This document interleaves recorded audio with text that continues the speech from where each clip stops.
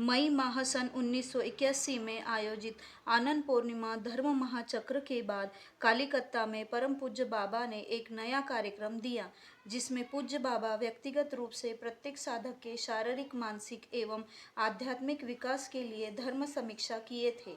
सद्गुरु बाबा आनंद मूर्ति अपनी दिव्य दृष्टि से प्रत्येक साधक के पूर्व एवं वर्तमान जीवन के अच्छे बुरे कर्मों एवं संस्कारों को देखकर उनकी शारीरिक एवं मानसिक कमजोरी तथा दोषों को बताकर आसन, यौगिक चिकित्सा और खान पान में संयम के द्वारा उनके ठीक होने का उपाय बता देते थे तथा त्रुटियों के लिए स्वयं दंड देकर उनके जन्म जन्मांतर के संस्कारों को हर लेते थे।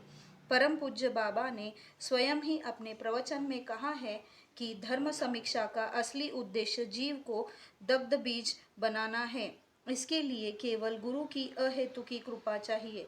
15,000 वर्षों के मानव इतिहास में इस प्रकार की धर्म समीक्षा पहले कभी अनुष्ठित नहीं हुई। उनके भक्तगण कब तक अपने अदग्ध संस्कारों का बोझा ढोते चलेंगे? यदि परम पूज्य बाबा उनके संस्कारों को दग्ध कर दे तो वे भार मुक्त हो सकेंगे। मैं उन दिनों मनीला सेक्टर में एसएस के रूप में कार्यरत था। मैं रक्त कैंसर के असाध्य रोग से लगभग 6 माह से पीड़ित था। मेरा शरीर बहुत ही कमजोर हो चुका था, यात्रा करने के लायक नहीं था। किंतु मैं जब पूज्य बाबा की धर्म समीक्षा के नए कार्यक्रम के बारे में सुना तो चिकित्सकों के मना करने के बावजूद जुलाई 1981 के वर्ल्ड आरडीएस में जाने के लिए बेचैन हो गया तथा कलकत्ता जाने के लिए बैंकॉक होकर हवाई जहाज में टिकट आरक्षित करवा लिया। मगर हवाई जहाज के उड़ान भरने के ठीक पहले मैं बेहोश हो गया। जब मेरी बेहोशी टूटी तब तक हवाई जहाज उड़ान भर चुका था। फिर भी मैंने चिकित्सकों की हिदायत के बावजूद अपने कार्यालय सचिव से कहकर दूसरे दिन का टिकट ले लिया। अंततोगत्वा जब मैं जुलाई 1981 के तीसरे सप्ताह में पूज्य बाबा के आवास लेक गार्डन के सामने टैक्सी से पहुंचा तो सड़क पर ही बाबा के पीए को मेरी प्रतीक्षा करते पाया। मेरे टैक्सी से उतरते ही ये मुझे लगभग खींचते हुए बाबा के कमरे में ले गए। मैंने पूज्य बाबा के कमरे में प्रवेश करके उन्हें साष्टांग प्रणाम किया तो उन्होंने बड़े ही प्यार से मेरे स्वास्थ्य के बारे में पूछा। मैंने अनायास ही जवाब दिया, बाबा ठीक है। बाबा ने पुनः पूछा, क्या ठीक है? मैं चुपचाप खड़ा रहा तथा मन ही मन सोचने लगा कि वे तो अंतर्यामी हैं, सबके बारे में सब कुछ जानते हैं। बाबा ने आंखें तरेरते हुए मुझे नख से सिर तक गंभीर भाव से देखा तथा उनके देखने मात्र से ही मैंने एक अलौकिक आध्यात्मिक तरंग महसूस किया तथा उनकी कृपा दृष्टि से रोमांचित हो गया। कुछ देर बाद बाबा पुनः बोले, अब तुम जाकर आराम करो, मैं कल तुमसे पुनः मिलूंगा। उन दिनों आनंद मार्ग के केंद्रीय कार्यालय जोधपुर पार्क कलकत्ता में पूज्य बाबा कक्ष के सामने सुबह शाम धर्म समीक्षा की आशा में मार्गियों की एक लंबी कतार खड़ी रहती थी। देश विदेश से आए हुए हजारों साधक साधिकाएं कतार में खड़े होकर अपनी पारी की प्रतीक्षा करते रहते थे।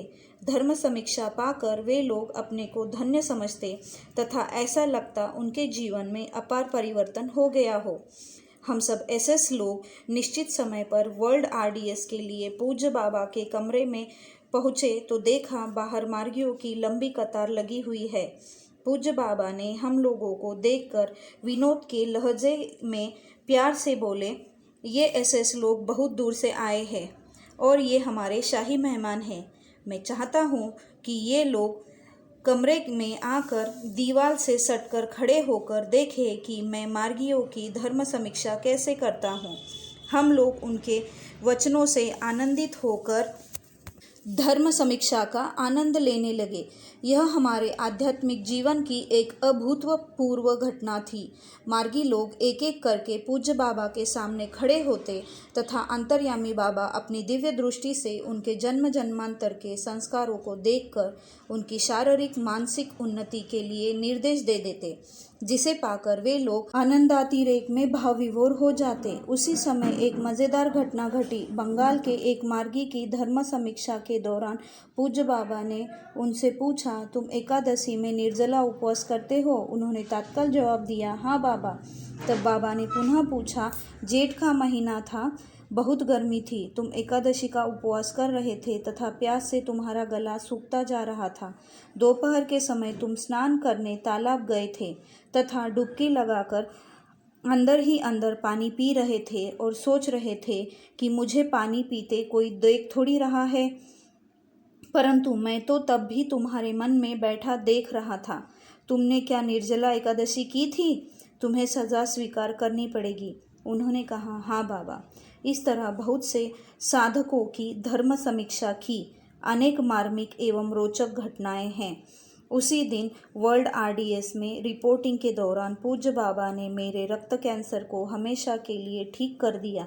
यह मेरे जीवन की अविस्मरणीय तथा रहस्यमय घटना है, जिसमें कृपा सिंधु परम पूज्य बाबा ने मेरे ऊपर अहेतु की कृपा करके मेरे रक्त कैंसर का निवारण कर दिया। वे किसी न किसी कार्यक्रम के बहाने भक्तों को दर्शन देकर उनके पापों का हरण करते रहते थे। रक्त कैंसर को जड़ से सदा के लिए मिटा देने की अद्भुत घटना का वर्णन दूसरे अध्याय में अलग से करूंगा। यद्यपि तारक ब्रह्म भगवान सदाशिव एवं भगवान कृष्ण मानव तन धरकर महासंभूति के रूप में इस धराधार में आए थे और निपीड़ित मानवता को त्राण का पथ उन्होंने प्रदर्शित किया था तथा भक्तजनों को अपने आशीर्वाद से धन्य किया था, किंतु यह धर्म समीक्षा कार्यक्रम न तो भगवान सदाशिव ने न ही भगवान श्री कृष्ण ने अपने समय में किया था। केवल भगवान श्री श्री आनंद मूर्ति जी ने यह धर्म समीक्षा करके मानव इतिहास में अपनी करुणा कृपा का अनोखा दृष्टांत प्रस्तुत किया तथा हजारों साधकों के पापों का उद्धार करके उनके मोक्ष का मार्ग प्रशस्त किया।